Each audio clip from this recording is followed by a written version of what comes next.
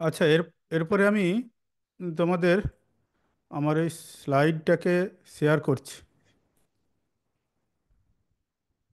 দাঁড়াও, দাঁড়াও।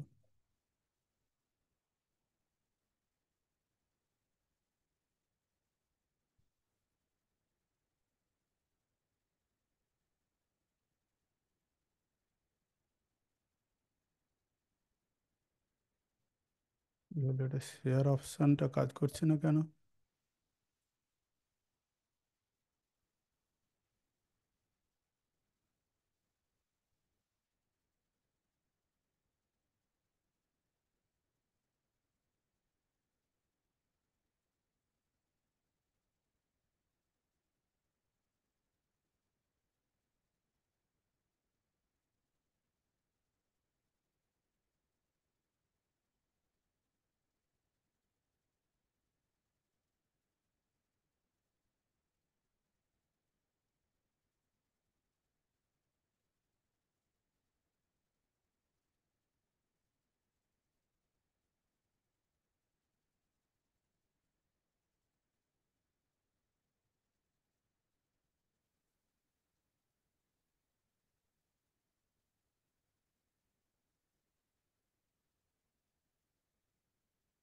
হুম।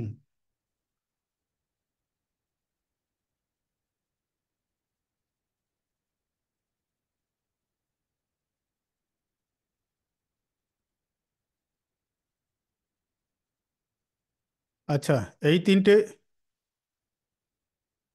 এইটা আমরা এই প্রার্থনা দিয়ে আমরা শুরু করি। সেই প্রার্থনাটা হচ্ছে, সবাই একবার করে যাদের খাতায় লেখা আছে তারা খাতা দেখে বলো, আর না হলে এখানে স্ক্রিনে দেখতে পাচ্ছ সেটাকে পড়ো। ওম সর্বে ভবন্তু সুখিনঃ, সর্বে সন্তু নিরাময়াঃ, সর্বে ভদ্রাণি পশ্যন্তু, মা কশ্চিৎ দুঃখ ভাগ ভবেৎ। ওম শান্তি শান্তি শান্তি। সকলের এই প্রার্থনাটা আমরা কেন করছি? সকলের মঙ্গলের জন্য, সকলে যেন সবাই সুখে থাকে, সকলের মঙ্গল হয়, সকলে যেন শরীর যেন সুস্থ থাকে, আর কেউ যেন কখনো কষ্ট না পায়, এবং সকল মানুষ জগতে শান্তি লাভ করুক, এই প্রার্থনা আমরা দিয়ে শুরু করছি। এটা হলো সকলের জন্য প্রার্থনা।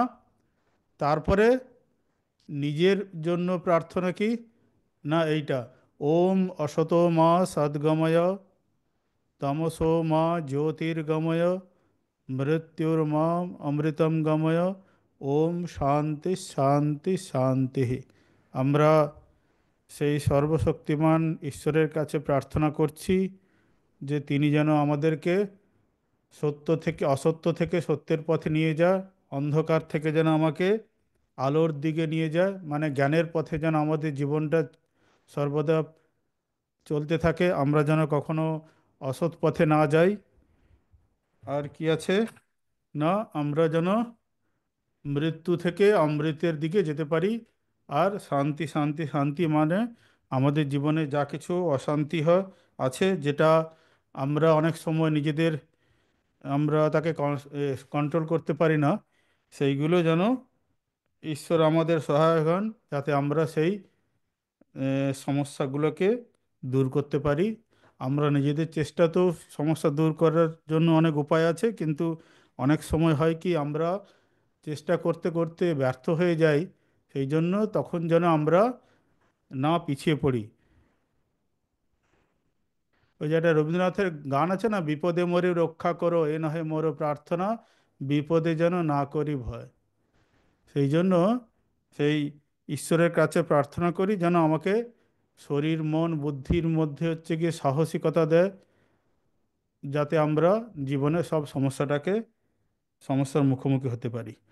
আচ্ছা, এই গেল। গতকাল আগের দিন আমরা আমি মানে এর আগের ক্লাসে, গতকালের ক্লাস তো আমি নিতে পারিনি। এর আগের ক্লাসে আমি একটা গল্প বলেছিলাম উটের পরিণতির কথা। তার মূল সত্যটা কি ছিল, যে আমাদেরকে অলসতামি ত্যাগ করতে হবে। এরপরে আমি কিছু চাণক্য নীতি আমি মনে হয় শুরু করেছিলাম, কিন্তু শেষ করতে পারিনি। আজকে আমি এই নীতিগুলো বলার আগে আরও দু দু একটা গল্প তোমাদের শোনাবো। প্রথম গল্প হলো কি, একটা বেদ গাছের গল্প। জানি না তোমরা শুনেছো কি না। এই গল্পটা কি, না একটা নদী ছিল। নদীটা দেখতে পাচ্ছো তো কি লেখা আছে এখানে, আর শুনতে পাচ্ছো আশা করি। বেদ গাছের গল্প কি, একটা একটা নদী ছিল, খুব নদীটা খুব খুব আম, খরস্রোতা নদী। আর সেই বর্ষাকালে সেই নদীটা এলে কি হয়, নদীর স্রোত আরও বেড়ে যায় এবং নদীর দু কূলে এত বন্যা হয়ে যায় এবং যত গাছপালা থাকে সব হচ্ছে গিয়ে সেই স্রোতে সব সমুদ্রের দিকে ভাসিয়ে নিয়ে যায়। এবং সেই নদীর দুতে এত হচ্ছে কি প্রায় বন্যা হতে বলে নদীর চারপাশে যে ঘর বাড়ি, সেই বন্যাতে ঘর বাড়ি সব কিছু ভেঙে চুরমার হয়ে যেত।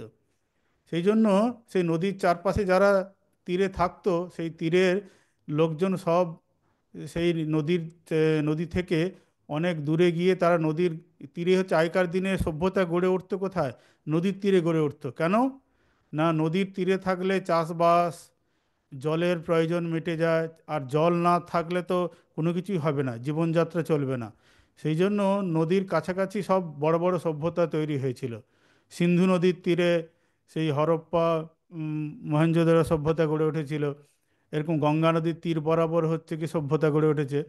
সেই রকম তীরের ধারে কিন্তু এই নদীটা এত খরস্রোতা ছিল এবং প্রায় বর্ষাকালে বন্যা গভীরতা কম ছিল, তো বন্যা হয়ে যেত বলে লোকজন সেই তীরে বাস করা ছেড়ে দেয়।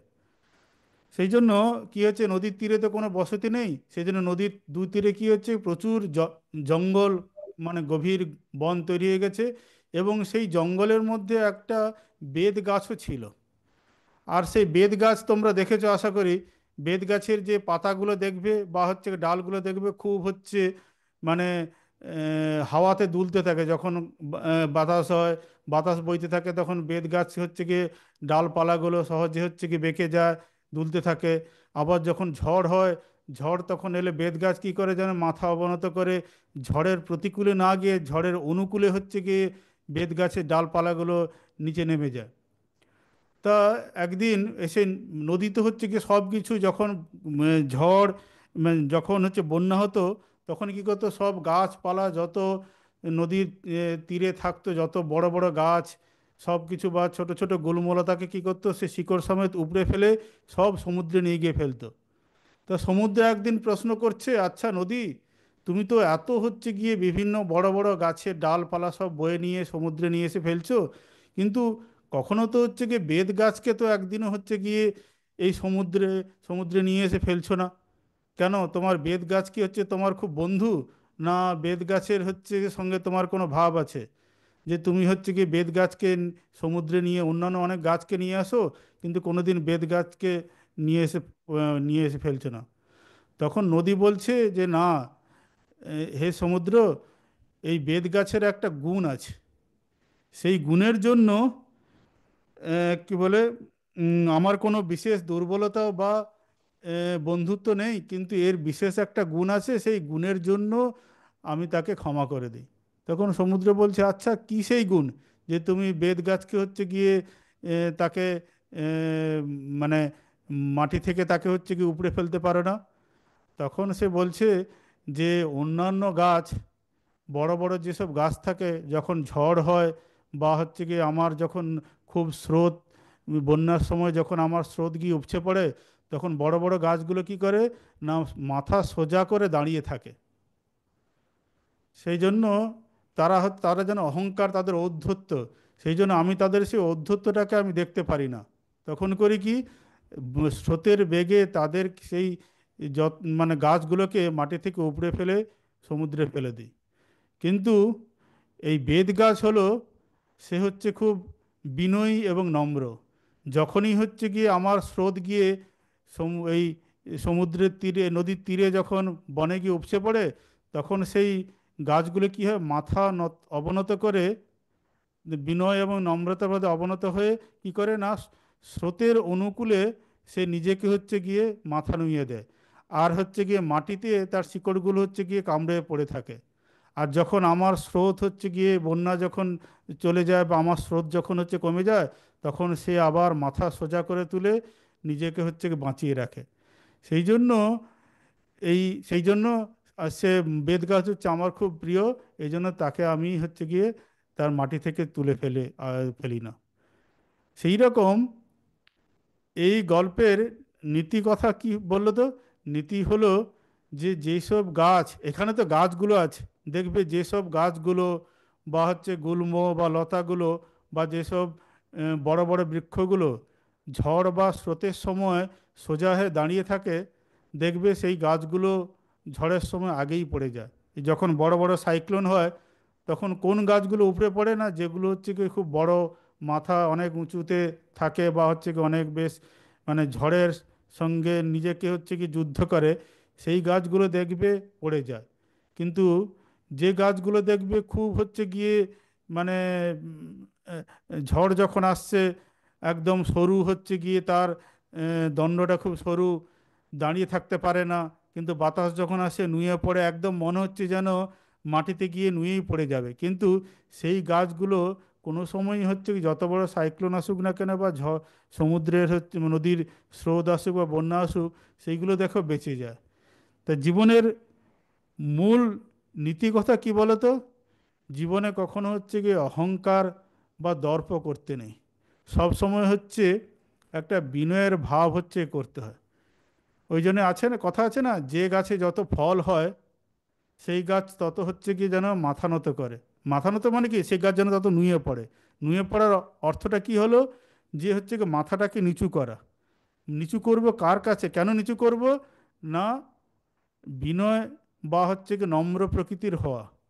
কারণ কি, অহংকার মানুষের হচ্ছে গিয়ে চোখে অন্ধ করে দেয়। আমরা, যে মানুষ অহংকার হয়ে যায় সেই মানুষ হচ্ছে গিয়ে জীবনে কোনো পদেই হচ্ছে কিছু উন্নতি লাভ করতে পারে না।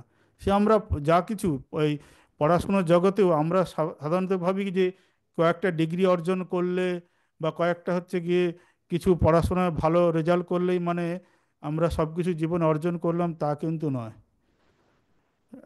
তোমরা নিউটনের নাম শুনেছো, স্যার আইজ্যাক নিউটন, যিনি হচ্ছে গিয়ে মাধ্যাকর্ষণ শক্তি এবং ক্যালকুলাস, অঙ্কর হচ্ছে গিয়ে মানে ম্যাথামেটিক্সে ক্যালকুলাস এসব আবিষ্কার করেছিলেন। মানে সারা পৃথিবীর লোক তাকে হচ্ছে গিয়ে মানে উম, সম্মান করে। সেই স্যার আইজ্যাক নিউটন একসময় বলেছিল যে আমি জ্ঞান সমুদ্রের ধারে দাঁড়িয়ে, তীরে দাঁড়িয়ে সমুদ্রের তীরে কি নুড়ি কুড়োচ্ছি। তার মানে তার মতো যদি এইরকম বড় বিজ্ঞানী, এরকম পণ্ডিত যদি এই কথা বলতে পারে, তাহলে তো আমাদের মানে সাধারণ মানুষে আমরা তো সামান্য কিছু বিদ্যা অর্জন করে আমাদের কখনোই সেই অহংকার করা উচিত নয়। এই জন্য সবসময় কী হতে হয়?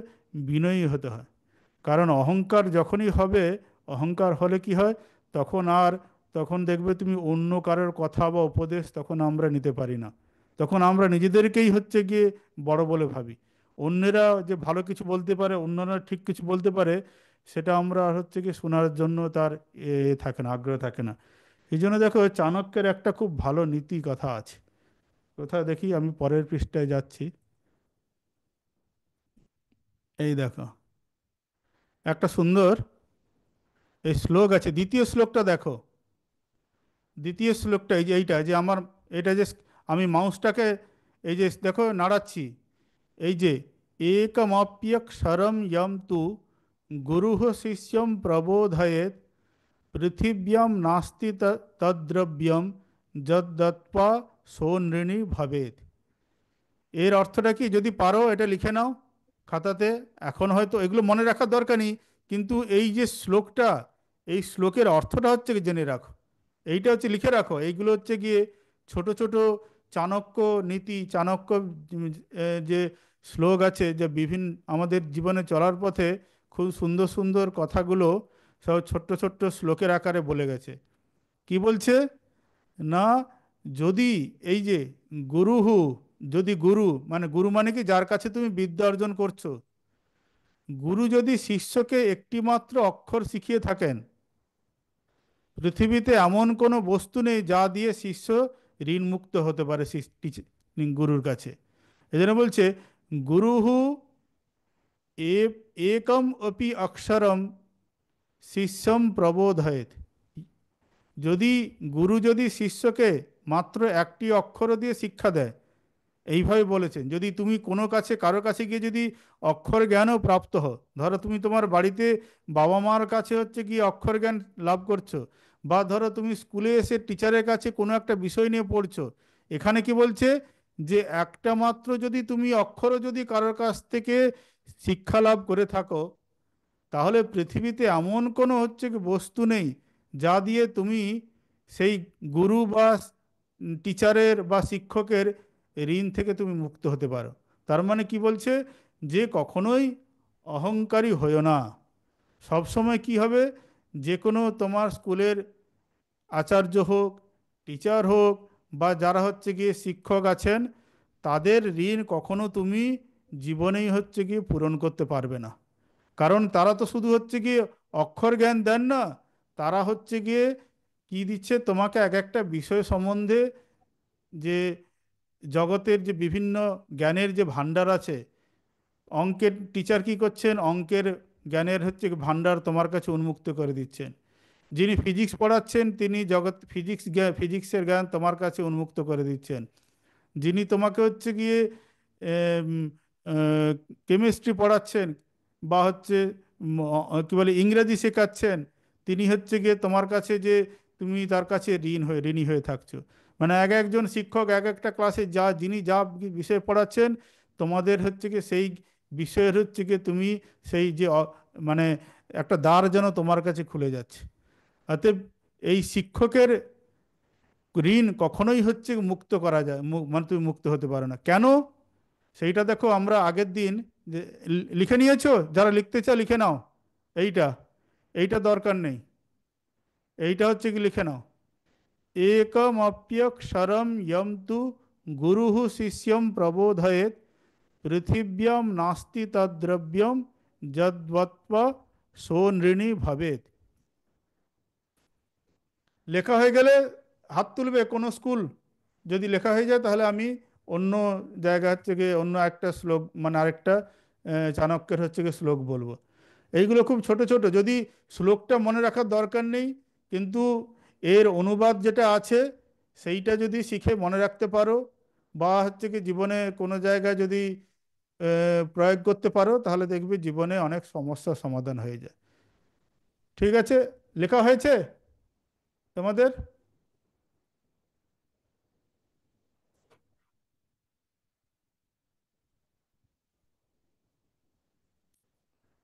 ঠিক আছে। আর শ্রীরামপুর লেখা হয়েছে? ঠিক আছে। আমি তাহলে, কেন, এই যে দেখো আরেকটা সুন্দর ছোট্ট, এই যে আগের দিন তো এইটা আমি বলেছিলাম, এই শ্লোকটা বলেছিলাম, আজকে দেখো আরেকটা শ্লোক আছে।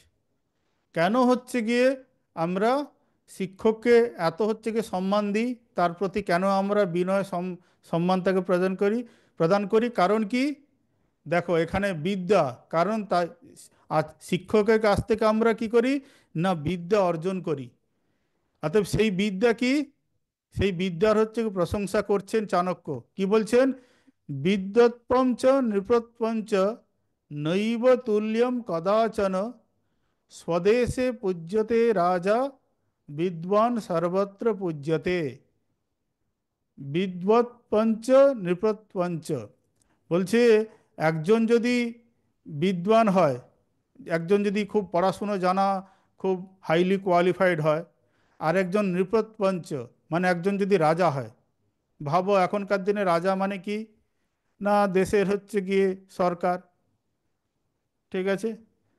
তো একজন বিদ্বান ব্যক্তি আছে, ধরো একজন খুব আমেরিকায় গিয়ে কোনো ইঞ্জিনিয়ারিং কলেজ, এমআইটি, স্ট্যানফোর্ড বা বড় জায়গা থেকে খুব বড় পিএইচডি করে, মানে রিসার্চ করে এমন কিছু নতুন ধরো জ্ঞানের কিছু, মানে নোবেল লরিয়েটের নাম শুনেছো? বিজ্ঞানের ক্ষেত্রে যারা যারা প্রত্যেক বছর যেসব সায়েন্টিস্টরা খুব মানে জগতের জন্য হচ্ছে কি নতুন নতুন কোনো তত্ত্ব আবিষ্কার করেন, বা হচ্ছে গিয়ে আমাদের জগৎ জীবনে, ব্যবহারিক জীবনে যা কিছু লাগে সেই সবে নতুন নতুন যেসব তত্ত্ব আবিষ্কার করছে, তার জন্য বৈজ্ঞানিকদের একটা সম্মান দেওয়া হয়। নোবেল হচ্ছে একটা বড় সর্বোচ্চ সম্মান।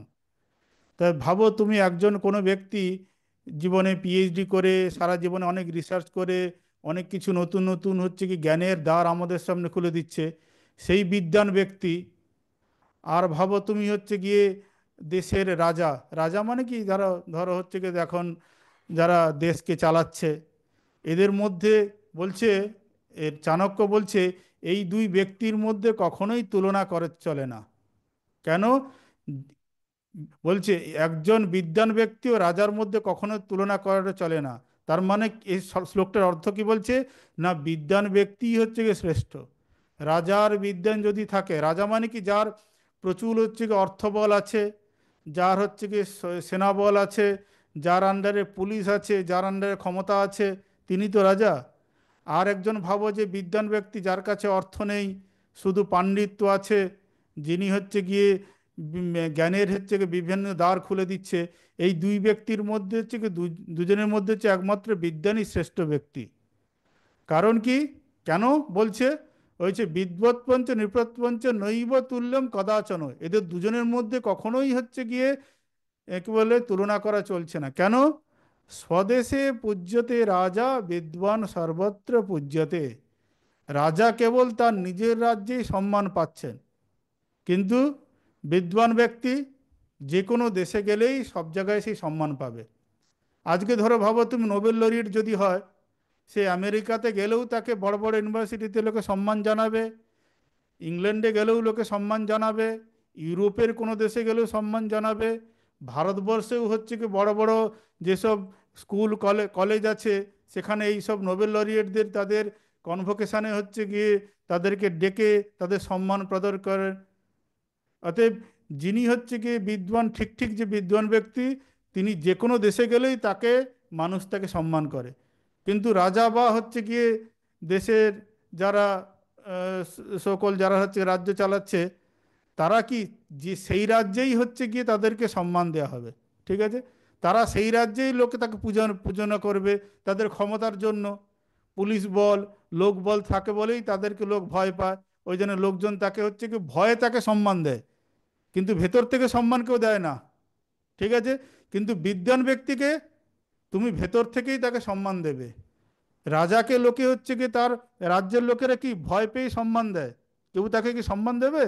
লোকে জানে যে এর হাতে ক্ষমতা আছে, বাবা আমার চাকরিটা চলে যাবে বা এই চলে যাবে, এই ভয়ে লোকে হচ্ছে কি তাকে সম্মান করে, ভয়ে হচ্ছে কি তাকে বাইরে দেখানো সম্মান দেয়, ঠিক আছে? কিন্তু সেই রাজা যদি অন্য কোনো রাজ্যে যায়, অন্য কোনো দেশে যায়, সেই সম্মান কি পাবে? পাবে না, কেউ তাকে চেনে না, ঠিক আছে? কিন্তু যিনি বিদ্বান ব্যক্তি তাকে সম্মান সবাই দেবে। সেই জন্য বিজ্ঞানই হচ্ছে গিয়ে শ্রেষ্ঠ ধন। আর সেই বিজ্ঞান কার কাছে হচ্ছে গিয়ে অর্জন করছো? কে তোমাকে হচ্ছে গিয়ে সেই বিদ্যা দিচ্ছে? না হচ্ছে গিয়ে আচার্য দিচ্ছে। অতএব সেই টিচারের কাছে কি করতে হবে? না, আমাদেরকে তাদেরকে ঠিক ঠিক হচ্ছে গিয়ে সম্মান হচ্ছে গিয়ে প্রদান করা। এইটাই হলো এই গল্প, এবং গল্পের হচ্ছে গিয়ে তার সঙ্গে তার যে নীতি, চাণক্য নীতির হচ্ছে গিয়ে মূল তত্ত্ব। আর একটা গল্প বলেই, ছোট গল্প বলে শেষ করে দিচ্ছি। এ দেখতে পাচ্ছ কি লেখা আছে? এ শোল মাছ খেয়েছো? বলে না না, এখনকার দিনে বলে শোল মাছ আর পাওয়া যায় না বলছে। দেখেছো কি শোল মাছ বাজারে? ঘাট নাড়ছে, ঠিক আছে। একটা তিনটে শোল মাছের গল্প। একটা পুকুর ছিল। এইগুলো সব মহাভারতের গল্প। মহাভারতে অনেক যুদ্ধ কাহিনী দেখেছো, কিন্তু ছোট ছোট এরকম উপদেশমূলক অনেক গল্প আছে। তিনটে শোল মাছের গল্প। সেই গল্পটা কি? না, একটা পুকুরে তিনটে, অনেক মাছ আছে, তিনটে বেশ বড় হৃষ্টপুষ্ট শোল মাছ আছে। সেই তাদের মধ্যে খুব বন্ধুত্ব। তা তাদের তিনজনের এখানে নাম দিয়ে দিয়েছি আমি, তিন রকমের নাম। এই তোমাদের কি ক্লাস শেষ হয়ে গেছে না এখনো 5 মিনিট আছে তো নাকি? 5-7 মিনিট আছে ক্লাস তো। তো এটা শেষ হয়ে যাবে। তো প্রথম জনের নাম, তিনটে শোল মাছ আছে, প্রথম জনের নাম কি? অনাগত বিধাতা। ঠিক আছে? এই বলে কি কঠিন কঠিন নাম, বলে এরকম নাম তো কারো শুনি না। এই গল্প তো, গল্পে এরকম নাম দেওয়া আছে, তবে নাম দেওয়ার কোনো কারণ আছে। কারণ কি? এই প্রথম যে শোল মাছটা, তার নামটা হচ্ছে অনাগত বিধাতা। কেন? যে কোনো কিছু যদি বিপদ আসে, যদি সন্দেহ হয়, সে কি করে বিপদ থেকে রক্ষা পাওয়ার জন্য আগে থেকে সাবধানতা অবলম্বন করে। নিজে থেকে বলে বা বিপদ আসতে পারে, দূরে দেখছে ভাবছে বিপদ আসবে, ওই জন্য অতএব আমাকে সাবধান হতে হবে। আর দ্বিতীয় জনের নাম কি? প্রত্যুৎ পণ্যমতি। এই এই শব্দটার অর্থটা কি? যে বিপদ এলে, বিপদ যদি এসে যায়, আগে থেকে সাবধানতা অবলম্বন করেনি, কিন্তু নিজস্ব উপস্থিত বুদ্ধি দ্বারা সে বিপদ থেকে নিজেকে রক্ষা করতে পারে, সেই জন্য তার প্রত্যুৎ পণ্যমতি। আর তৃতীয় জনের নাম কি? দীর্ঘসূত্রী। দীর্ঘসূত্রী মানে কি? আচ্ছা বিপদ আসছে, দেখা যাক না, একটু অপেক্ষা করো, কিছুদিন অপেক্ষার, একদিন দুদিন, এক সপ্তাহ অপেক্ষা করে দেখি। আরে বিপদ আসতেও পারে, নাও আসতে পারে, দেখাই যাক না, অতএব পরে দেখা যাবে। এরাই হচ্ছে গিয়ে ফেঁসে যায়। তো একটা পুকুরে অনেক মাছের মধ্যে তিনটে মাছ ছিল। একদিন জেলেরা এসে দেখছে যে পুকুরটাতে হচ্ছে গিয়ে অনেকদিন মাছ ধরা হয়নি, মাছটা ধরতে হবে। তারপর দেখলো যে প্রচুর জল।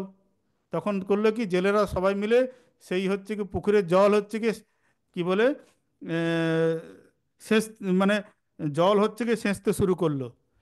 জল এরকম সেচতে শুরু করছে দেখে, তারপর হঠাৎ এই অনাগত বিধাতা, সে হচ্ছে কি খেয়াল করেছে, আচ্ছা কি হলো পুকুরে, হচ্ছে হঠাৎ দেখছি যে একটা কি মেশিন টেশিন চলছে। এসে একটু পুকুরের জল জল থেকে উপরে উঠে গিয়ে দেখে, না হচ্ছে কিছু লোক, মানে জেলেরা এসে এই জল হচ্ছে কি ছেঁচতে শুরু করেছে। সে দেখে বুঝতে পেরেছে যে বিপদ আছে। সঙ্গে সঙ্গে গিয়ে বাকি তার যে দুটো বন্ধু, এই যে প্রত্যুৎ পণ্যমতি আর দীর্ঘসূত্রী, এই দুই বন্ধুকে নিয়ে বলছে, দেখো বন্ধু, আমি দেখে এলাম খুব বিপদ আসছে, জেলেরা এসেছে, এখানে সব মাছগুলো জল, পুকুরের জল ছেঁচতে শুরু করেছে। তা মানে আজ বা কালকের মধ্যে হচ্ছে কি পুকুরের জল সব শুকিয়ে যাবে, আমরা হচ্ছে কি বিপদ এসে যাচ্ছে, চলো আমরা এই পুকুর থেকে অন্য পুকুরে চলে যাই, এখানে থাকাটা হচ্ছে কি সুবিধা হবে না। জল যদি, যখন এখন জল থাকতে থাকতে অনেকগুলো নালা আছে, নালা দিয়ে আমরা অন্য কোনো বড় পুকুর বা দিঘিতে চলে যাই, এখানে থাকাটা খুব বিপদ আছে। তখন দীর্ঘসূত্রী শুনে বলছে, আরে তুমি হচ্ছে গিয়ে এত বলছে, আরে তুমি হয়তো এত ভয় পাচ্ছ কেন? এখন দেখা যাক না, কোথায় হচ্ছে কি জল ছেচ্ছে, আবার নাও হতে পারে, অত চিন্তা করছো কেন? আগে থেকেই তুমি হচ্ছে কি এত ভয় পেয়েছে, ভীতু হচ্ছে, যে তুমি এখন থেকেই চলে যেতে চাইছো। আর তাছাড়া আমি এই পুকুরে বেশ ভালোই আছি, এত বড় পুকুর, দীর্ঘ 10 5 বছর 7 বছর ধরে আছি, আমি এটাকে ছেড়ে যাব না, তোমরা যা করবে করো। তারপর অন্য দ্বিতীয় জন প্রত্যুৎপন্নমতি বলছে, বলছে আরে অনাগত বিধাতা, তুমি এখন থেকে ভয় পেয়ে গেছো, ভয়কে হচ্ছে গিয়ে কি হলো, ভয়ের সম্মুখীন হও, ভয়ের সঙ্গে লড়াই করো। অনেক বড় বড় হচ্ছে কথা শুনিয়ে দিচ্ছে, বলছে তুমি এত এখন থেকে ভয় পেয়ে যাচ্ছ, ভয় পাওয়ার কিছু নেই, যখন বিপদ আসবে তখন কিছু একটা বুদ্ধি টুদ্ধি করা যাবে, এখন নিশ্চিন্তে থাকো। তখন অনাগত বিধাতা ভাবলো যে শোল মাছটা, যে বলে না, এদের এদের সঙ্গে থাকলে আমার প্রাণটা চলে যাবে, এখনই সুযোগ আছে। তখন করলো কি, ওই নালা দিয়ে সে হচ্ছে গিয়ে অন্য পুকুরে গিয়ে পালিয়ে গেল। তো প্রথম দিন, দ্বিতীয় দিন হচ্ছে কি পুকুরে অনেক জল ছিল।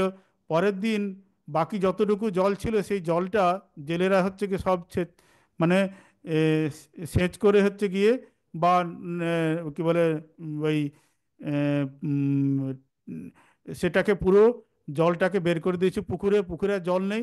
তখন প্রত্যুৎপন্ন মতি হচ্ছে কি দেখলো যে না, এবারে হচ্ছে কি বিপদ একদম আসন্ন, আর হচ্ছে কি পালাবার কোনো পথ নেই, জল প্রায় মানে পুকুর প্রায় শুকিয়ে গেছে। তখন প্রত্যুৎ পণ্যবতী তো বুদ্ধিমান, ভয় না পেয়ে তখন বলে, না কিছু একটা বুদ্ধি বের করাতে হবে। সে করেছে কি, ওই সামান্য যে একটু জল আর পাঁক ছিল সেইটা থেকে একটু করে জলে হচ্ছে গিয়ে পাঁকের মধ্যে থেকে ঘুরে ঘুরে, আর ওই জল শুকিয়ে যাওয়ার পর কি করেছে জেলেরা, বলছে যে এবার তো জল শুকিয়ে গেছে, সবাই মিলে মাছগুলো ধরতে শুরু করেছে। তারা এক একটা মাছ ধরছে, আর হচ্ছে গিয়ে ওই একটা দড়িতে গেঁথে দিচ্ছে, গেঁথে হচ্ছে গিয়ে রেখে দিচ্ছে। তখন প্রত্যুৎ পণ্যমতি কি করেছে বুদ্ধি করে, সে ওই যে সামান্য একটু জল ছিল আর পুকুরে পাঁক ছিল, তার মধ্যে থেকে একটু একটু করে গিয়ে, যেখানে ওই দড়িতে যে মাছগুলো জেলেরা গেঁথে রেখেছিল, সে করেছে গিয়ে বুদ্ধি করে ওই একটা দড়িতে মুখ দিয়ে হচ্ছে গিয়ে নিজেকে হচ্ছে গিয়ে আটকে রেখে দিয়েছে। আর করে হচ্ছে গিয়ে যেন অ্যাজিটিভ, যেন হচ্ছে গিয়ে ওই দড়িতে হচ্ছে গিয়ে ধরা পড়ে গেছে, এরকম ভাবে ভাবে অন্যান্য মাছের সঙ্গে সে নিজেকে লুকিয়ে রেখেছে। এদিকে পুকুরে সব মাছগুলো ধরা পড়ে যাচ্ছে, তখন দীর্ঘসূত্রী বলে যে শোল মাছটি ছিল, সেও হচ্ছে, ওই জেলেরা তাকে ধরেছে, ধরে তাকে হচ্ছে ওই দড়ির সঙ্গে হচ্ছে কি গেঁথে দিয়েছে। তারপরে তখন করেছে জেলেরা, সব মাছটা ধরা হয়ে যাওয়ার পর যে এবারে মাছগুলো ধরা হয়েছে, পুকুর থেকে এবারে বাজারে বিক্রি করতে হবে। তখন কি করেছে, ওই দড়িতে যে মাছগুলো হচ্ছে গিয়ে গাঁথা ছিল, সেগুলোকে তো কাদা তো মাখা আছে, তারা তখন কি করেছে, দড়ি সমেত ওই মাছগুলোকে নিয়ে নতুন একটা পুকুরে নিয়ে গিয়ে, যেখানে একটু ধোয়া টোয়ার জন্য, কারণ মাছগুলো কাদা লেগে আছে, সেই পুকুরে ফেলে দিয়েছে। আর প্রত্যুৎপন্নমতি কি করেছে, সে সঙ্গে সঙ্গে সুযোগ পেয়ে নতুন পুকুরে, ওই দড়িটা মুখ দিয়ে ধরা ছিল, সে সঙ্গে সঙ্গে সেখান থেকে পালিয়ে গিয়ে আবার সেই পুকুরে জলে হচ্ছে গভীরে গিয়ে পড়ে গেছে। আর বাকি হচ্ছে কি মাছগুলো, কি সেগুলো তো সব জেলেরা তাকে হচ্ছে গিয়ে বেঁধে, মানে সব নদী, ওই পুকুরে হচ্ছে গিয়ে কাদা টাদা ধুয়ে সব বাজারে বিক্রি করতে চলে গেল। তাহলে এই তিনটে থেকে কি দেখা গেল, যে একজন হলো যে বিপদ আসার আগে থেকেই হচ্ছে কি নিজেকে সাবধানতা অবলম্বন করার জন্য প্রাণে বেঁচে গেল। আর দ্বিতীয় জন কি হচ্ছে, সে বুদ্ধিমত্তা অবলম্বন করার জন্য তার প্রাণে বেঁচে গেছে। আর যে সব থেকে দীর্ঘসূত্রী, যে হচ্ছে কি বলছে যে না কিছু করার দরকার নেই, বিপদ এলে কি হবে, সে কোনো কিছুই হচ্ছে কি তার নিজস্ব বুদ্ধিমত্তাও নেই, আর সে নিজেকেও হচ্ছে গিয়ে বিপদ আসছে দেখেও তার হচ্ছে কি কোনো কিছুই, সে কোনো মেজর স্টেপ নেয়নি। সে হলো কি না, তার বেঘরেই হচ্ছে কি প্রাণ গেল। তাহলে কখনোই হচ্ছে গিয়ে দীর্ঘসূত্রী মানে কি, যে আজ নয় কাল পরে দেখা যাবে, এইভাবে কোনো কাজ কখনো হচ্ছে গিয়ে ফেলে রাখতে নেই। যদি ফেলে রাখো তখন এসে শেষে গিয়ে তোমাদের হচ্ছে গিয়ে সেই কাজ আর করতে পারবে না, তখন দিকে গিয়ে দেখবে জীবনের হচ্ছে গিয়ে সমস্যা এসে দাঁড়িয়ে যাবে। ঠিক আছে, আমি গল্প আজকে এখানে শেষ করলাম, পরের দিন আমরা এটার সার কথা নিয়ে আলোচনা করব। ঠিক আছে। ओम शांति शांति शांति। हरि ओम तत्सत। श्री रामकृष्णार्पणमस्तु।